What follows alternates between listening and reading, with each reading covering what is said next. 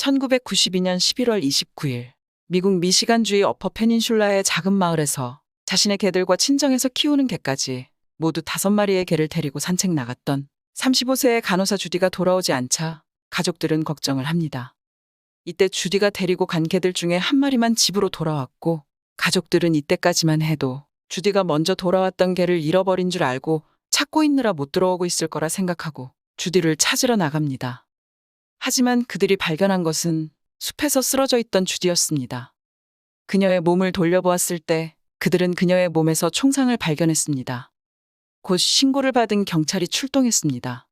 그날은 허가된 사슴 사냥 시즌의 마지막 날이었고 현장에서는 총알이 발견되지 않았지만 처음에는 사냥 중에 생긴 불행한 사고로 추측되었습니다. 미시간주에서는 사냥 시즌에 있었던 사고로 그 해에만 이미 3명이나 목숨을 잃었습니다. 하지만 주디가 발견된 곳은 주택들과 가까운 길 옆이어서 사냥꾼들이 주로 사냥을 하던 곳은 아니었습니다. 주디의 남편인 브루스의 사고 이후의 행동들은 수사관에게 무언가 불편함을 느끼게 했습니다.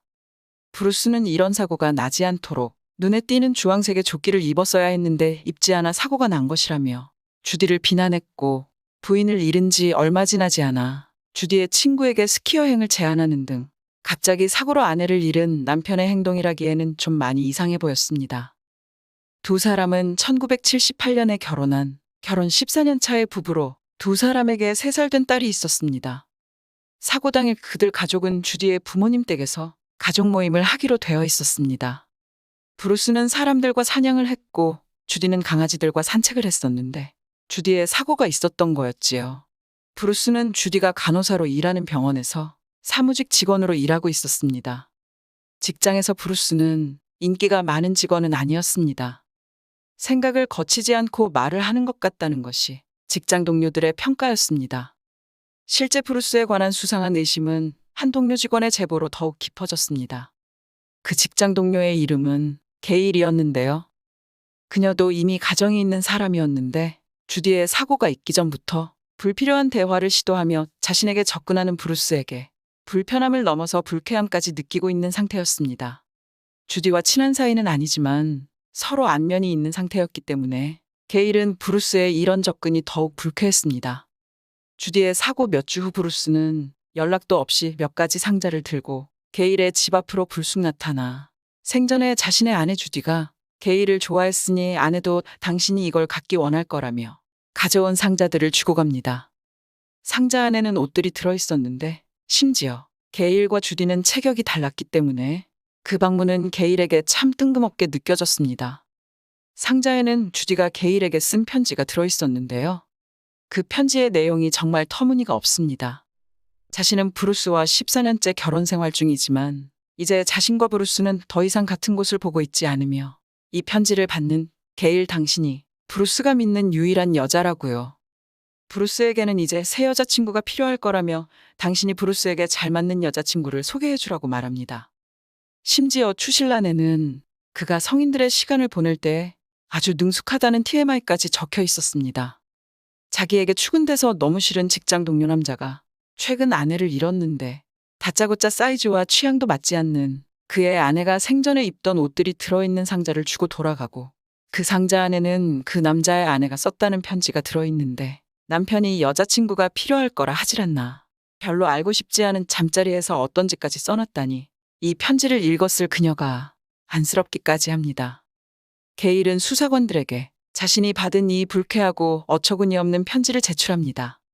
편지는 한 장씩 찢어서 쓰는 리갈패드에 써져 있었는데 종이의 특성상 전 페이지에 썼던 내용의 흔적도 미세하게 남아있었지요.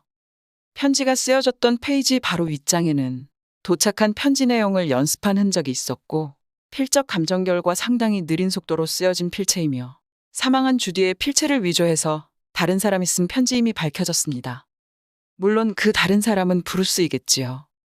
브루스는 주디의 사고 2주 후 사고에 대한 보험금을 신청하고 이제 곧 보험금이 나올 거라며 주변인에게 자랑하는 듯한 모습도 보였다고 합니다. 한편 주디의 친구들은 이 사고 1년 전에도 주디에게 수상한 사고들이 있었음을 경찰에게 얘기합니다. 브루스가 지붕을 수리할 때 브루스의 실수로 지붕 아래에 있던 주디 쪽으로 벽돌이 떨어지는 사건이 있었는데 무려 40kg에 달하는 벽돌이어서 정통으로 맞았다면 주디가 사망할 수도 있었다는 것이었지요. 주디는 이 사고로 다치기는 했지만 불행 중 다행으로 입원 치료 후 일상으로 복귀할 수 있었던 사고였습니다. 그 외에도 주디만 집에 있었을 당시 화재가 일어난 적도 있었다는데요. 자고 있던 주디가 다행히 대피하여 큰 화를 피할 수 있었다고 합니다. 최근 1년 사이 주디에게 이런 여러 사건들이 발생했다는 것이었지요. 주디의 생명을 앗아간 탄알은 주디의 몸을 빠져나간 후 찾을 수 없던 상황이라 사망에 이르게 한 도구의 종류도 특정할 수 없었습니다. 하지만 결국 금속 탐지기까지 동원하여 찾을 수 있었는데요. 수거된 탄알에서 주디의 DNA와 사건 당시 입고 있던 옷의 섬유 조각 등이 일치했기 때문에 그것이 주디의 목숨을 앗아간 것이라는 것을 확인할 수 있었습니다. 그것은 39경의 모델이었는데요. 브루스는 자신에게는 39경이 없다고 얘기했지만 경찰들은 이미 브루스가 그 모델을 소유하고 있는 것을 알고 있었습니다. 은행 대출 관련 서류에 제출한 담보 목록에 포함된 것을 확인했고 브루스에게 39경을 판매했었다는 사람의 증언 또한 확보했기 때문입니다. 현장에서 사건에 관련된 증거가 이미 확보되었다는 사실을 알고도 브루스는 부인합니다. 하지만 신문 중 경찰이 얘기하는 사실에 큰 충격을 받습니다. 경찰이 브루스가 좋아하고 있는 게일에 대해 언급하며 그녀는 그가 가진 것처럼 당신에게 로맨틱한 감정이 전혀 없고 사건의 해결을 위해 경찰들에게 협조하고 있던 것은 물론이고 상자 속에 들어있던 편지까지 보여줬다는 것을 알게 된 후 눈물까지 흘렸다고 합니다. 게일이 자신을 성가신 존재로 생각하고 있었다는 사실이 그의 자존심을 짓밟았고 결국 그는 자백합니다. 브루스는 주디가 집안일에 소홀히 해서 자신이 집안일을 많이 했어야 했던 게 불만이었고 주디가 이혼을 요구했는데 이혼을 하게 되면 재산을 나눠야 하는 게 싫었다며 결국 범행을 인정합니다.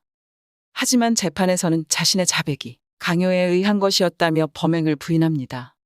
재판에서 수사관들은 브루스가 1년 전 이미 주디를 해치려다 미수에 그친 일이 있었다며 지붕에서 벽돌이 떨어진 사건을 재현하는데요. 브루스는 실수로 벽돌을 발로 미는 바람에 벽돌이 떨어지게 된 거라며 우연한 사고였을 뿐이라 주장하지만 그 벽돌은 40kg 이상이기 때문에 지붕에서 떨어지려면 의도적으로 강하게 밀 필요가 있다는 주장이 배심원들에게는 더 합리적으로 들렸었나 봅니다.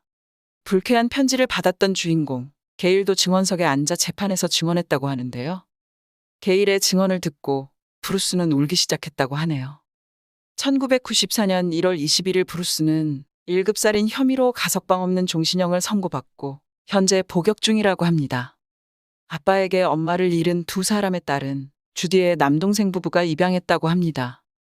오늘의 이야기는 이혼하게 되면 재산을 나누는 게 아깝다며 14년간 함께한 아내를 해치고 불행한 사고로 가장하려 한 나쁜 남편의 이야기를 다뤄봤습니다. 개인적으로 조사한 사건들 중에 이게 안 걸릴 거라 생각했다고? 라는 생각이 드는 범인 중에 한 명이었네요. 부인의 죽음 직후 말도 안 되는 방법으로 자신에겐 관심도 없는 여성에게 작업 걸려 했던 찌질한 남자인 건 말할 것도 없습니다. 정말 그런 방법을 쓰면 그 수작이 통할 거라 생각했을까요? 편지 내용은 둘째치고 정말 누가 봐도 부인이 그런 편지를 썼을 거라고는 생각 안 할 텐데요. 순수한 건지 멍청한 건지 정말 황당할 따름입니다. 부끄러움에 눈물인 건지 자신의 순정이 무시당했음에 화가 나서 흘린 눈물인 건지는 모르겠지만 재판정에서 게일의 증언에 울었다는 브루스의 모습을 상상하니 아주 조금 안쓰러운 마음이 들기도 하네요. 오늘의 이야기가 흥미로우셨다면 구독과 좋아요 부탁드립니다. 이 사건에 대한 자유로운 의견도 댓글로 달아주시면 감사하겠습니다. 이상 해외 사건 스토리텔러 한나였습니다. 다음 사건으로 찾아뵙겠습니다. 안녕히 계세요.